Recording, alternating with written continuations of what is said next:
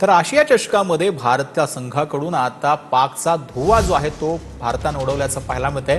Team इंडियाचा पाकिस्तानवर 7 गडी राखून विजय पाहायला मिळतो।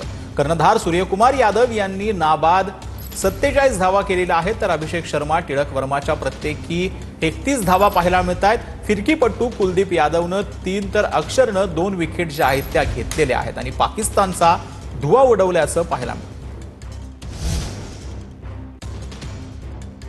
दुबईमध्ये भारताने पाकिस्तानवर दणदणीत विजय मिळवला आणि नागपुरामध्ये जल्लोष झाला। आपण या ठिकाणी बघू शकतो की नागपूरकरांचा जल्लोष या ठिकाणी आपल्याला पाहायला मिळते आहे आणि आपण या ठिकाणी जर बघितलं तर सिंदूरचे नारे दिले जात आहे। या ठिकाणी आपण बघू शकतो cricket okay, cricket with not Pakistan okay, अशा प्रकारचे ते बॅनर सुद्धा हातात घेऊन या ठिकाणी नागपूरकर जे आहेत ते मोठ्या प्रमाणात जल्लोष करताना पाहायला मिळते। भारताचा तिरंगा हातात घेऊन या ठिकाणी आपण बघू शकतो की या ठिकाणी नागपूरकर मोठा जल्लोष करताना दिसते आहे। पाकिस्तान सोबत कुठल्याही प्रकारचा आम्हाला मॅच नको होता, तरी तो झाला आणि आपण जिंकलो।